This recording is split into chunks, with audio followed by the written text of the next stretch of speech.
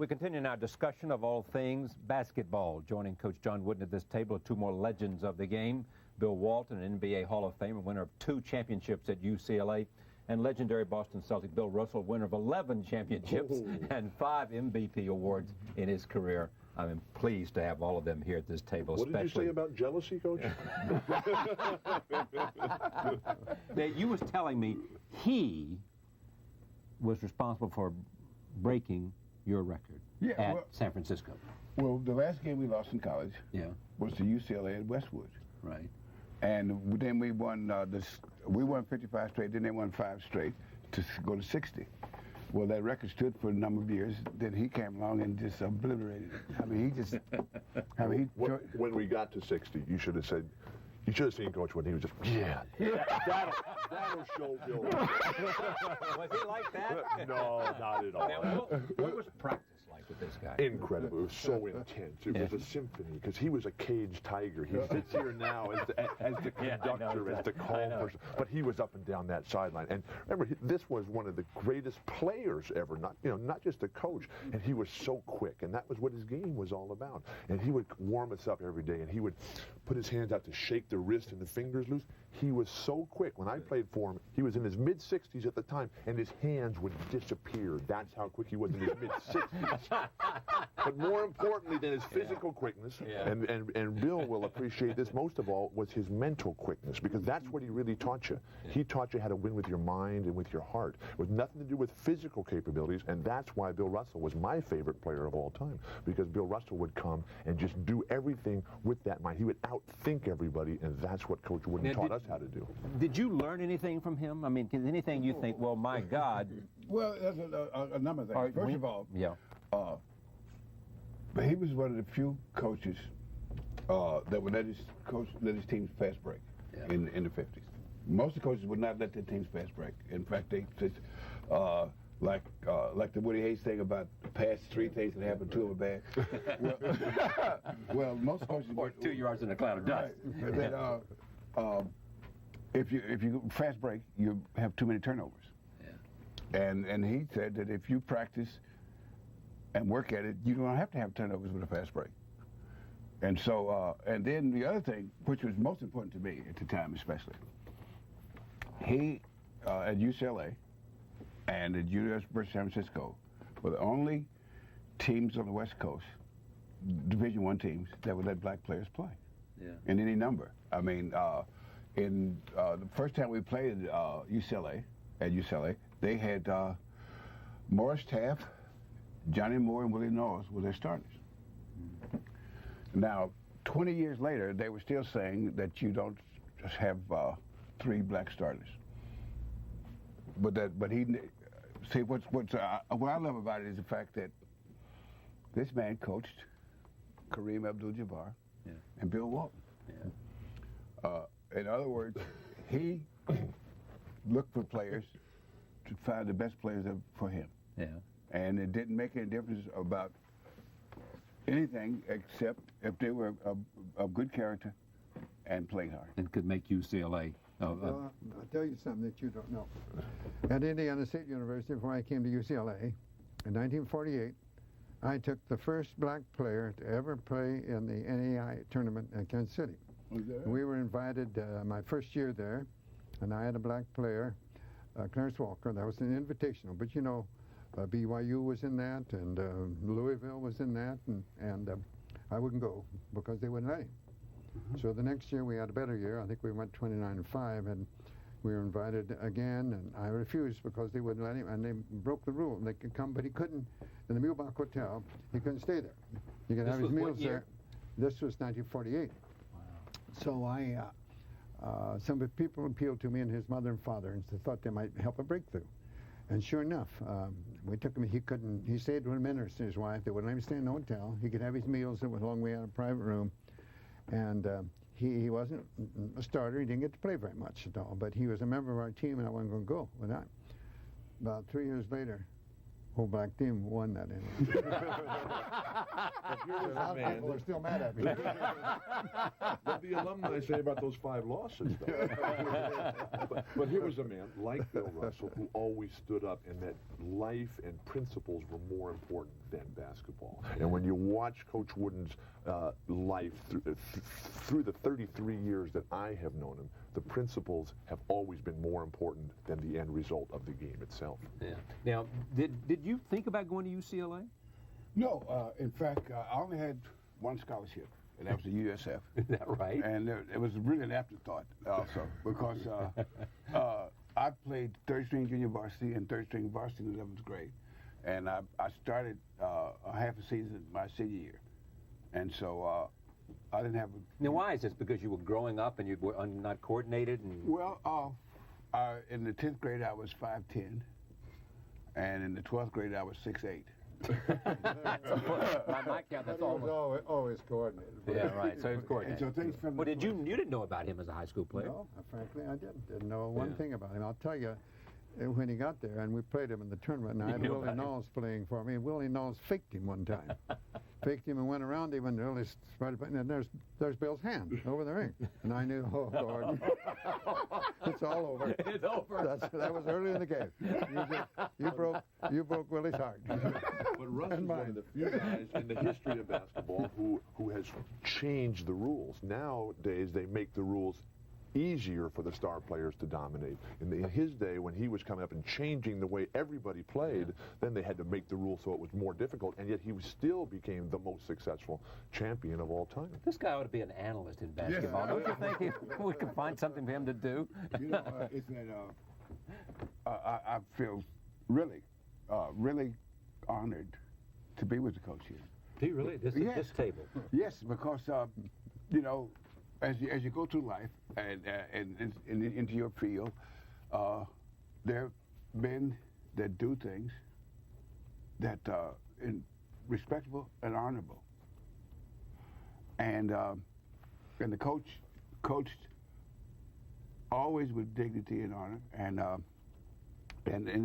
like there were so many coaches that we encountered that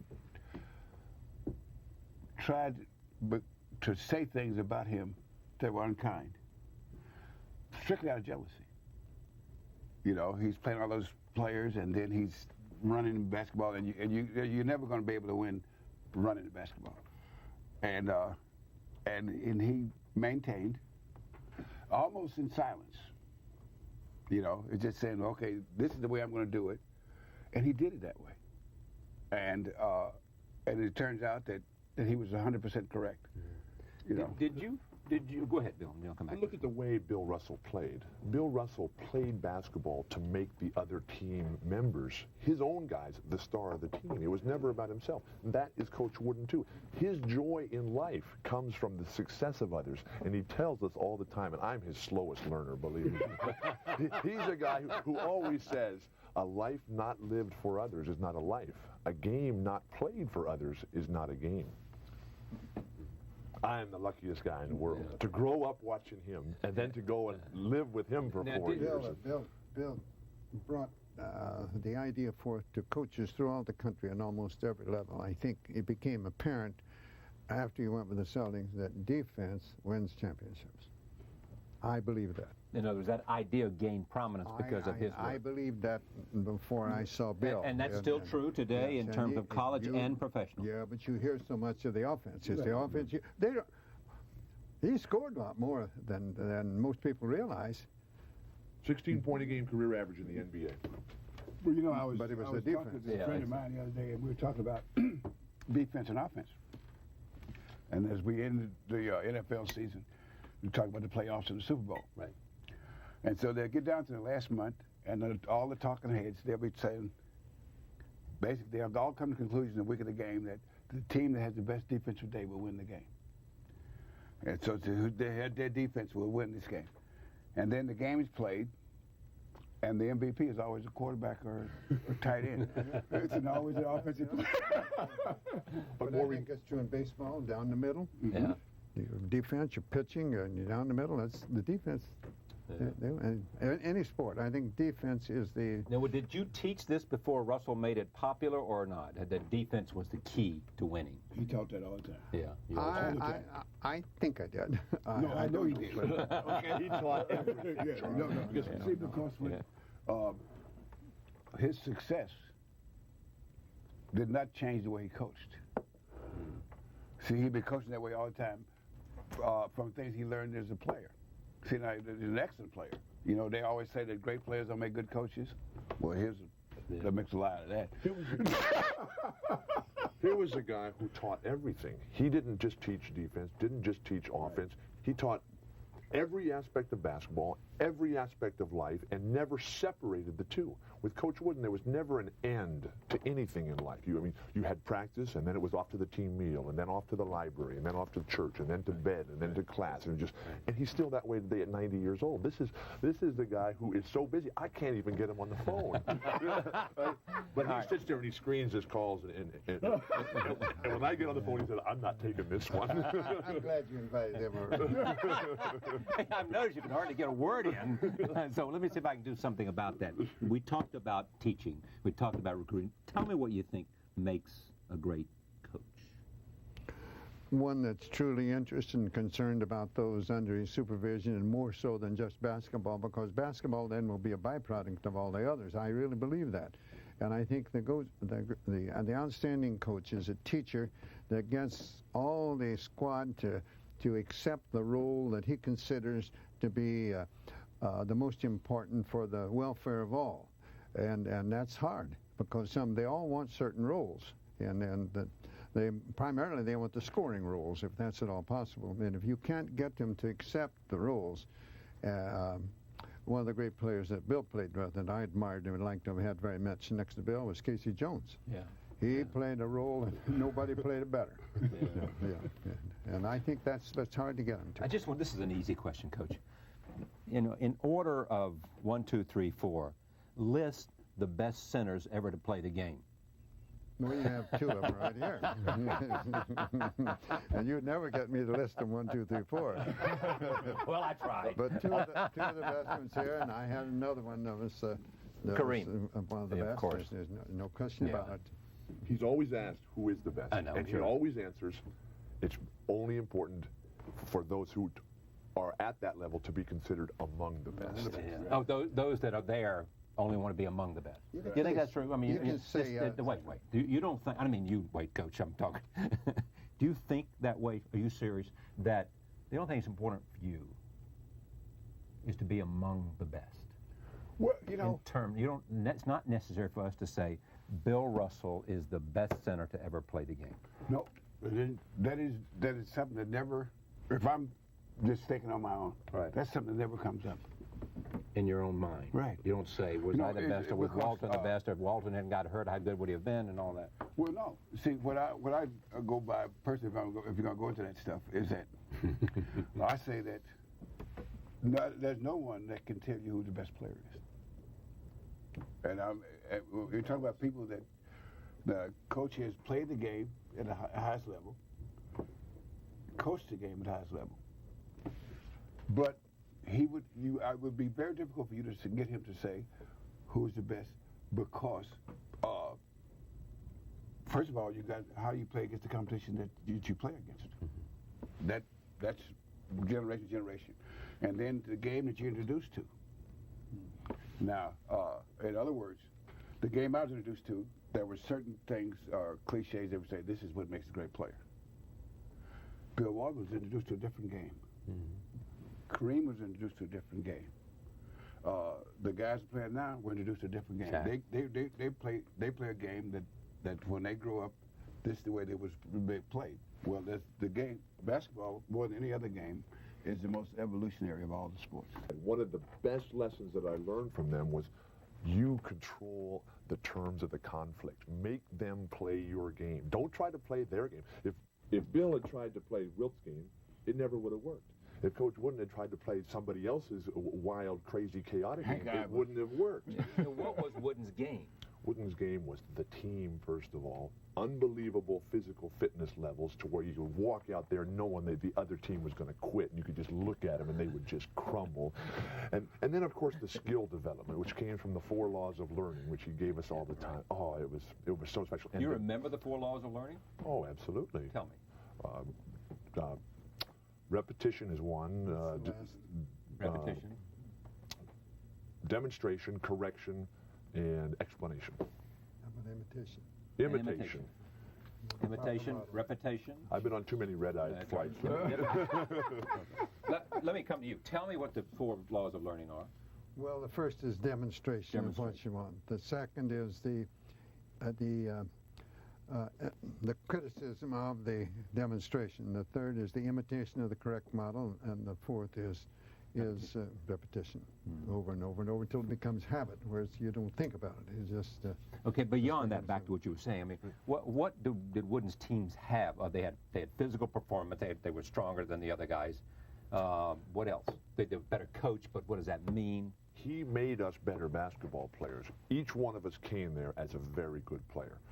But we left 4 years later, not only a better basketball player, infinitely better basketball player, but a better person as well. Someone who could think, who could dream, who could analyze, who could visualize, who could set goals and accomplish goals. And he taught us how to learn. He taught us how to think. He taught us how to make a plan and achieve your goals. And he always did it in such an incredibly positive manner. There was so much joy, so much exuberance. There was never any sense of negativity. How many championships did you win there? Not enough. We lost our senior year. And so you won 3 and lost your senior year? Did you know that? What? Who did you lose to? North Carolina North State. Carolina. All right. You mean when? With David Thompson. Oh, David Thompson. North Carolina State. David Thompson was David there. Thompson and All right. Tommy Burleson.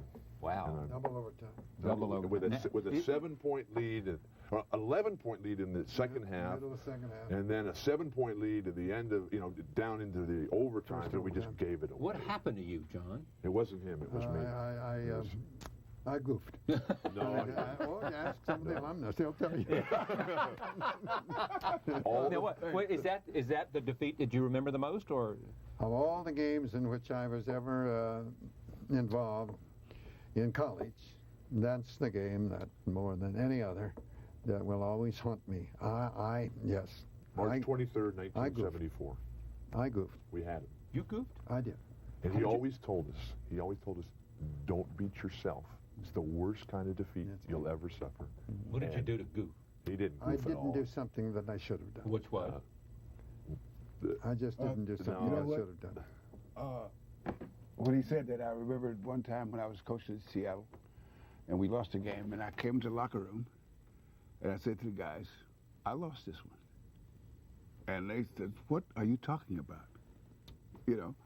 And I said, well, I'll just leave it at that this one I lost. And what happened was I fouled up with my substitution pattern. And so I took my team out of rhythm, and I could never get it back. I don't know, most people, unless the real coaches know that how important rhythm is. When your team is in rhythm or in sync, the shots go in. I don't want to belabor pain, but I'm coming back to this only because I'm a listener. I mean, it is some sense that it would seem to me that it is your sense of not wanting to disparage someone else, that you should have made a change at some point, that you believe.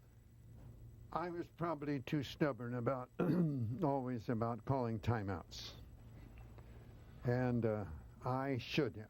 I know that afterwards, and I'm an optimistic type of person, I think, and I don't look back. If I try to make a decision that I think is right at the time. If it doesn't work out, that doesn't make it wrong. I shouldn't make it because of the media thought I should, or because the alumni thought I should, and I tried to do that. And I didn't make a decision in this particular case that I should have made, that I'm positive in my own mind, and had I made it, it would have affected. Now, I came out on the plane yesterday coming out with David Myers, who was in that game, and David Myers is still mad at me. Well, we laughed about it. Coming out. No, he's still mad. I'm embarrassed. I should have had David Myers guarding Thompson instead of Stoddard. I should have had Wilkes on Stoddard in David Myers' mind. And But it never should have come down to that. Back to the timeouts. He felt that timeouts, and I agree with this completely, that timeouts were an admission of defeat and just would give the other team a chance to regroup. He always felt that failing to prepare was preparing to fail. And he never called timeout. But we go back to that loss. That was not a loss about individual decisions made during that game. Because our senior season, the year we lost, we had the best team. Was this after we 88 had. wins? Yes. We had the best team that we had in the 3 years I was. We had the most talent, but we didn't have the team in terms of being on the same page. We didn't have the discipline. We didn't have the organization. And we pushed him. We tested him so far that all the things that made us so great as sophomores and juniors were not present. And that's our fault because... I wonder if, Bill would remember when I had this same team as practically all together sophomores. I remember this. And they went undefeated. And at the end of that year, I told them how proud I was of them. But I said, next year we're going to be a better team because I'll know you better. You'll know each other better. And we'll be a better team next year. But your third year, you'll probably be intolerable. And let me say this. We were. I was hoping that I would avoid that. Where the third year, they should be in the best of all, and we weren't. No, you weren't just in the last game. No, we weren't as good a team. Yeah. No, not that we had a bad year. all We kinds lost of in problems. double overtime to the champion, but we were definitely not as good a team. Now, what were you two saying to each other while Mr. Walt and I were talking? That was something interesting that I wanted to hear. Oh, no, he was saying about timeouts. Oh, and you were saying... And I said, thank you, because that's the exact same way I felt, you know, and it's like, that says that I wasn't wrong. You know what's really remarkable about these two gentlemen is how, over the course of their lives, Coach is now 90, and Bill, I don't know, what are you, 65 now? No, I'm 67. Oh, no, I'll be 67. Well, you don't look a day over 66. I don't look a day over 66 and a half. Right. But these are guys who have gotten better as their lives have gone on. Better in what way?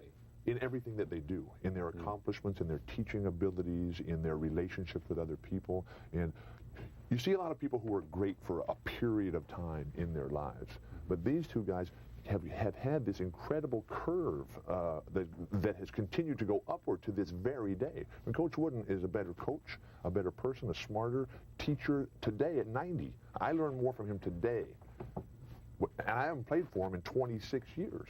And he's still just such an inspiration and a motivational force and sends me in all these different directions all the time. Yeah. What do you think of his notion that they ought not be, that you ought to not be able to turn pro until 4 years after you graduate from high school, right? Yes, I think the pros liked it when that rule was in effect. What do you think about that, But it was Bill? taken to court and they couldn't do it. The NBA would love it if the guys stayed in school the whole time. It only helps all levels of basketball and particularly helps the NBA. But from a legal standpoint, it can never be effectuated. Well, You have mixed emotions about it because of... yes. Because? Well, I always use the example in the business world that from what I heard, that Bill Gates dropped out of school. He did. Harvard. First year. And so, and he's had a decent career. Right. And some of the guys that circumstances, I would like to see the freshman rule in college. That Where the freshmen cannot. Yeah. Oh, that helped me immeasurably. Yes. I think that the freshman year should be used as an apprenticeship. And not just for athletics. Right. You need that year of adjustment socially more than socially and to academically. being away from home. Socially and academically. Most of them are away from home, and they have to make that adjustment. Academically, there's quite an adjustment. Not as much athletically, in my opinion, although there's a lot there, too. But are the young people searching for teachers, as I was looking for Coach Wooden, or are they searching for a big pile of cash? What's the answer? I hope my young men, I have 4 boys, 3 of them playing college basketball this year. I hope they're looking for Where teachers. are they playing? One at Princeton, he's the senior captain of the team, one at University of Arizona, and one at San Diego State, all playing for terrific teaching coaches. So you have Dad. kids in Princeton? And all of them have been to Coach's house, they've had the lecture, they've lived with They couldn't get in Duke. That's why they went. We should never say never, but I firmly and deeply believe, except on certain extenuating circumstances, the vast majority of them would be better off staying in college, but not all. Tell me what you think of women's basketball. I think they play the purest game that's being played. I agree with that 100%. It's a game of passing. No, I'll tell you what. And it's a game of non-athleticism. They're far and away Below better the rim they fundamentally. play, too.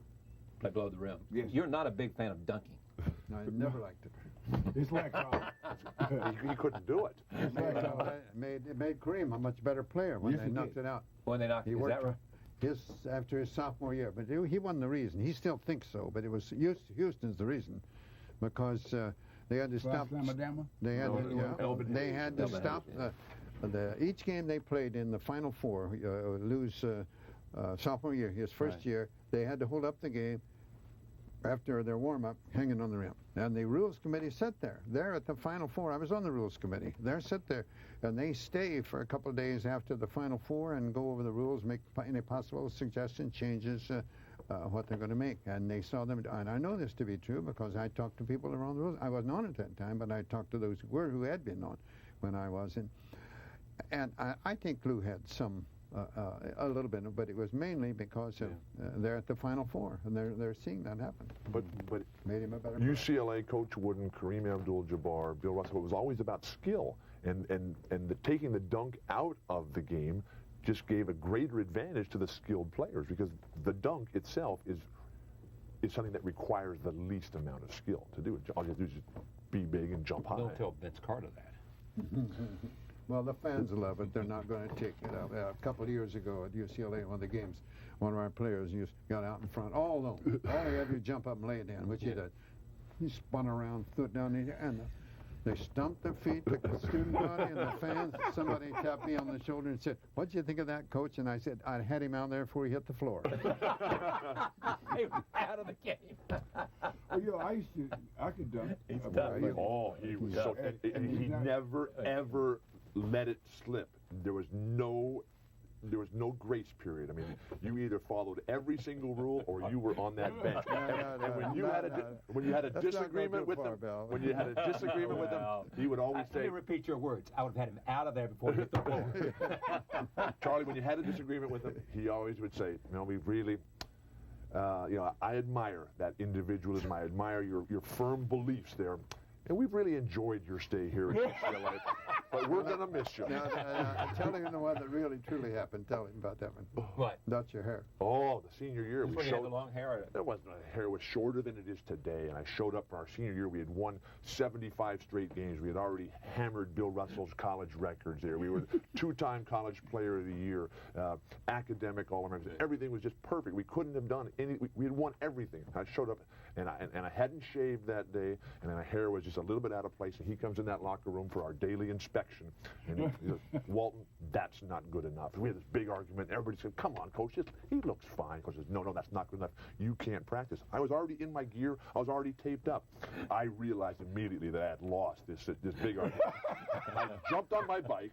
My bike was right there in the locker room. I jumped on my bike, raced down into Westwood, jumped in the barber chair, said, "Shave it all off, just cut it all off." And I got back on my bike, rode right onto the floor of Poly Pavilion, dumped my bike onto the floor, and stepped right into the drills, and hoped that he wouldn't notice that I had missed the first 15 minutes of practice. As usual, Bill, I exaggerated a little. But he did say I didn't have the right to tell him how to wear his hair. And I said, "I do not have the right, Bill, but I do have the right to say who's going to play, and we're going to miss you." You got the message. Yes, he did. But see, he created an environment where everyone on the team believed that what he said he was going to follow through on, and he also had us so committed to the team that none of us ever thought that anything was more important than being part of that team. Yeah, he made that very clear. You had a point. I just wanted to be sure you weren't. No, I was just saying, when I was, when you talk about dunking,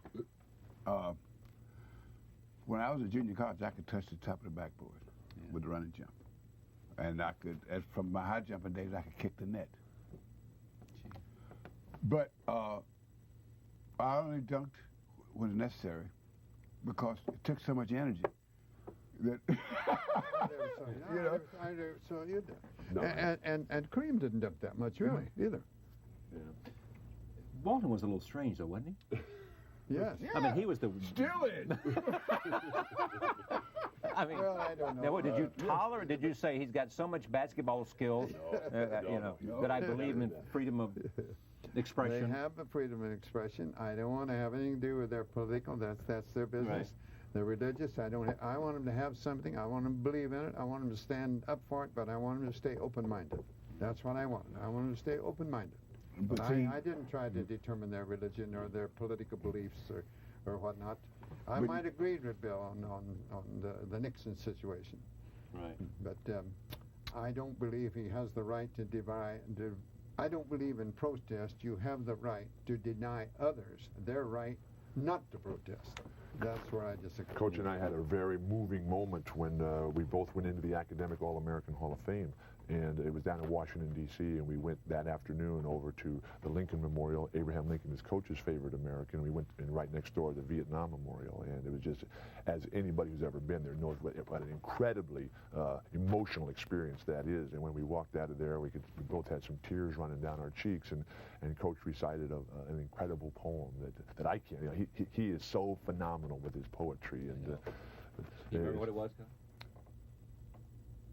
No, I'm not sure which one it was. The one about the young boys and what I think was Grantland Rice and the. Oh, about war? Yeah. Yes, I remember. You remember it? Yes. Can you recite it? Mm-hmm. Let me hear it. All wars are planned by older men in council rooms apart. They call for greater armament and map the battle chart. But out upon the shattered fields where golden hopes are gray, how very young the faces are where all the dead men lay. Portly and solemn in their pride, the elders cast their vote for this or that or something else that sounds the warlike note. But where their sightless eyes stare out and gone are all their joys, I've noticed nearly all the dead were hardly more than boys. Average age of fatalities in the teens. John Wooden, thank you for coming. It's a pleasure to have you at this table, as it is with my friend Bill Russell and Bill Walton. Thank you all. Pleasure. You're welcome. Thank you for joining us. We'll see you next time.